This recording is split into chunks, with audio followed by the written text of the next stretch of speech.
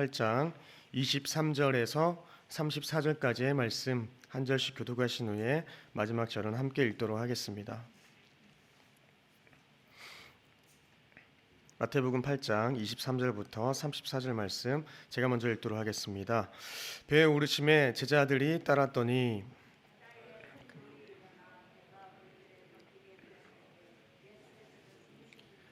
그 제자들이 나와 깨우며 이르되 주여 구원하소서 우리가 죽겠나이다.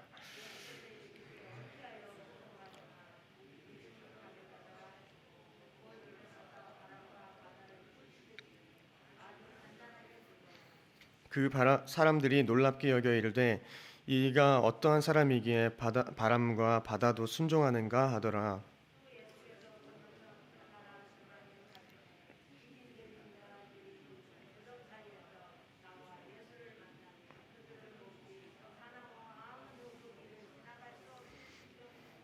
이에 그들이 소리질러 이르되 하나님의 아들이여 우리가 당신과 무슨 상관이 있나이까? 때가 이르기 전에 우리를 괴롭게 하려고 여기 오셨나이까 하더니 귀신들이 예수께 간구하여 이르되 만일 우리를 쫓아내시려면 돼지떼를 들여 보내주소서 하니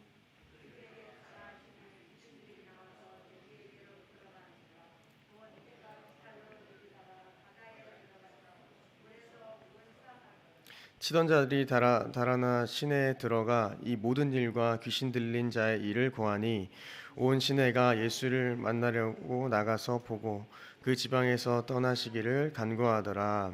아멘. 이 마태복음 8장과 9장 2장은 시간적 순서에 관계없이 예수님께서 공생의 초기에 베푸신 그 여러 이적들을 주로 모은 것입니다. 그리고 이들은 모두 다 예수님께서 우리의 메시아로서 땅과 하늘을 제어할 권능을 가지셨음을 잘 보여주고 그리고 이 권능을 죄인의 구원을 위하여 사용하고 계심을 또한 확인할 수 있습니다. 이전에 예수님은 이 가르침을 통하여서 말씀으로 자신이 메시아임을 보여주셨고 그리고 이제는 기적을 행하심으로써 행동으로 자신이 메시아임을 나타내 보이고 있는 것입니다. 이렇게 함으로 하나님 나라가 참으로 도래했음을 지금 입증하고 계신 것입니다. 22절에서 예수님은 자신을 따르라고 말씀하십니다. 그리고 본문 23절에 배에 오르심에 제자들이 따랐다고 이야기하고 있습니다. 이렇게 제자도는 순종을 요구하는 것을 저희는 잘 알 수 있습니다. 예수님을 따르는 것이 합당한 제자도의 이 행위라는 것을 저희는 다시 한번 기억하여야 하는 것이죠. 그래서 24절을 보시면 바다에 큰 놀이 일어나 배가 물결에 덮이게 되었다고 이야기합니다. 예수님께서는 그 상황 가운데 주무시고 계셨다고 기록하고 있는 것이죠. 24절에 이 한글 성경에는 생략된 것이 있습니다. 카이 이 접속사와 이두라는 감탄사입니다. 이 뜻은 그리고 보라라는 말입니다. 이렇게 이 저자는 이 마태는 그리고 보라라고 이야기하면서 지금 이 사건에 집중시키고 있음을 저희가 알 수 있습니다. 큰 놀이 일어나 이 배가 물결에 덮이게 되었다는 것인데 여기서 나오는 이 큰 놀은 세이스모스라는 단어인데 문자적으로 격렬한 진동 그리고 지진을 가리킵니다. 그러나 일반적으로 큰 파도와 함께 일어나는 바다의 거센 폭풍을 가리키는데 이렇게 사용되기도 했습니다. 특히 이 호수에는 이런 일들이 정기적으로 일어났다고 합니다. 이 호수가 해수면 아래로 183m에 위치하고 있으며 동쪽으로 산들에 둘러싸여 있어서 산들을 통과하여 밀어닥친 이 바람이 때때로 2-3m 정도의 높이에 이르는 그 파도를 일으키기도 했다는 것입니다. 이렇게 높은 파도로 인해서 배에 물이 차기 시작했으며 배가 물에 잠길 형편이 되었다는 것입니다. 이렇게 위급한 상황에서 예수님은 어떻게 하셨습니까? 오늘 본문과 같이 주무시고 계셨습니다. 그래서 제자들은 주여 구원하소서 우리가 죽겠나이다 라고 호소합니다. 어떤 분들은 영적 죽음으로부터의 구원을 이야기하기에는 너무 이르지 않냐 이렇게 이야기하면서 단순히 자기들이 정말 그 당시에 죽을 것 같은 그 심정을 표현했다고 이야기하기도 합니다. 지금 상황에서는 바다에 익숙했던 어부 출신의 이 제자들이 임박한 죽음 앞에 그 두려움을 호소하고 있는 것이죠. 그래서 예수님의 이 주무시는 모습은 사실 시편에 나오는 그 스토리를 떠올리게 합니다. 시편 3편에서 4편에 나타난 다윗이 눕고 자는 모습을 떠올리는 것이죠. 그래서 시편 4편 8절을 보면 내가 평안히 눕고 자기도 하리니 나를 안전히 살게 하시는 이는 오직 여호와이시니라라고 고백하는데, 성도 여러분, 이 다윗이 이 본문의 상황이 좋아서 평안히 눕고 잤던 것이 아님을 저희는 기억해야 합니다.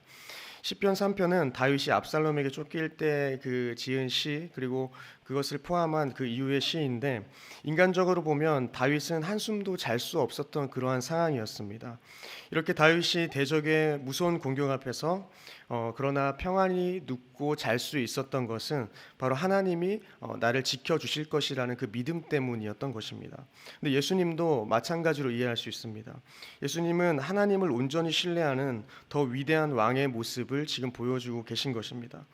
물론 제2위 성자 하나님이신 이 예수님께서 신뢰본을 보이셨다는 것으로 이해할 수 있는 것인데, 그분이 하나님을 따르지만 그분이 하나님이라는 것은 저희는 또한 잊지 않아야 합니다. 예수님의 평온함과는 다르게 제자들은 어땠습니까? 제자들은 믿음 없는 모습을 보였습니다. 예수님께서는 어찌하여 무서워하느냐, 믿음이 작은 자들아 라고 하시고 곧 일어나셔서 바람과 바다를 꾸짖는 모습을 보이십니다. 그리고 바다는 잔잔해졌죠. 예수님께서 폭풍을 꾸짖으신 것은 이 귀신을 꾸짖고 쫓아내신 것과 이렇게 병행을 이루기도 합니다. 이것은 예수님께 권세가 있으시다는 것을 잘 보여주는 것이죠. 자연을 다스리시는 예수의 권세를 잘 나타내는 겁니다. 이런 예수님께서 말씀하십니다. 믿음이 작은 자들아. 사실 두려움과 믿음의 이 이분법은 성경에서 자주 등장합니다. 요한복음 14장 1절에 너희는 마음에 근심하지 말라, 하나님을 믿으니 또 나를 믿으라 라고 기록합니다. 이것은 무엇을 나타냅니까? 신자가 전적으로 언약의 하나님을 신뢰할 때에 두려워하지 않을 수 있다는 것입니다. 하나님을 신뢰함으로 폭풍 가운데서도 잠이 드는 예수님의 모습은 믿음이 약한 제자들에게 소스라치게 놀랄 일이었을 것입니다. 마태는 제자들에게 하나님 중심적 태도가 부족한 것을 표현하기 위해서 믿음이 작은 자들아라는 말을 사실 자주 사용했었습니다. 그래서 마태복음 6장 30절이나 14장 31절, 16장 8절 등에 이렇게 나타나 있는 것이죠. 두려움은 항상 자기 이익과 추구와 이 이익의 추구와 세상 중심적 관점의 결과로 두려움을 만드는 것입니다. 자기의 유익을 위해서 살기에 두려움이 나타나는 것입니다. 그들은 예수님께 도움을 부르짖기 때문에 믿음이 없다고 말할 수는 없습니다. 그러나 믿음이 크지 않았던 것입니다. 믿음이 단순히 없다라고 이렇게 단정지어 얘기하시는 분도 있지만 저는 믿음이 크지 않음을 이야기하고 싶습니다. 곧 자신들이 죽을 것 같아서 걱정하고 두려워했던 것을 보면 그들의 믿음은 있었지만 작았다는 것입니다. 믿음이 작은 것은 믿음이 없는 것이 아니라 무력하거나 불완전하다, 부족한 믿음이다라고 이해할 수 있습니다. 제자들은 이런 예수님을 놀랍게 여겼습니다. 그러니까 그들도 예수님의 정체를 완전히 지금 파악하고 있지 못한 것입니다. 28절에 이제 예수님께서는 건너편 가다라 지방에 가시고 계십니다. 예수님께서는 18절에서 이 호수를 건너갈 것을 명하셨고, 그리고 23절에 배에 오르셨으며 이제 호수 건너편으로 건너가십니다. 마가와 누가는 예수님이 거라사인의 지방에 도착하셨다고 기록하고, 마태는 가다라 지방이라고 말합니다. 그러나 이것은 서로 다른 이야기를 하는 것이 아닙니다. 상충되지 않습니다. 왜냐하면 가다라는 이 베레아 지역의 수도였으므로 그곳과 멀지 않은 곳에 위치한 이 거라사까지 가다라 지방으로 호칭되었다는 것입니다. 여하튼 이곳에서 예수님은 귀신 들린 자 둘을 만나게 됩니다. 마가와 누가는 귀신 들린 자가 한 명이라고 언급하는데, 이는 아마 이들이 증세가 심각한 한 사람에게 주의를 집중시키고 있기 때문으로 저희는 이해할 수 있을 것입니다. 이것은 칼빈이 이야기했던 그러한 내용입니다. 귀신 들린 사람 둘이 무덤 사이에서 나오다가 예수님과 마주쳤다고 기록하는데, 그들이 너무 사나워서 아무도 그 길을 지나다닐 수 없었다는 것입니다. 얼마나 사나웠으면 그 길을 아무도 지나다닐 수 없었습니다. 사람들이 길을 지나갈 수도 없을 정도로 이 무서웠던 귀신 들린 자들이 예수님을 보고 어떻게 이야기합니까? 29절에 하나님의 아들이여 라고 시작합니다. 하나님의 아들이여, 우리가 당신과 무슨 상관이 있나이까? 때가 이르기 전에 우리를 괴롭게 하려고 여기 오셨나이까 하더니, 먼저 귀신들은 예수님을 보았을 때 그들의 자신들의 그 시간이 끝났음을 아마 직감했을 것입니다. 이제 하나님 나라가 도래하였기 때문에 그런 것이죠. 예수님이 현존해 계시고 하나님 나라가 가까이 왔기 때문에 어둠의 세력은 이 왕의 자유하게 하시는 이 빛 앞에 저항할 수 없었던 것입니다. 마태복음 12장 28절에 그러나 내가 하나님의 성령을 힘입어 귀신을 쫓아내는 것이면 하나님의 나라가 이미 너희에게 임하였다, 이렇게 기록하고 있죠.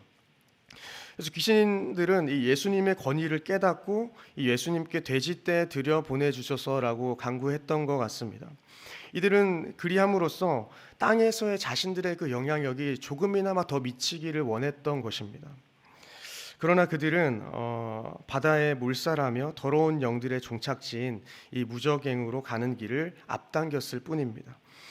이렇게 물속에 빠진 이 돼지들의 운명은 하나님이 사탄을 물리치시고 그리고 불못에 던지실 때에 귀신들의 그 최종적인 장소를 이미 미리 보여주는 듯합니다.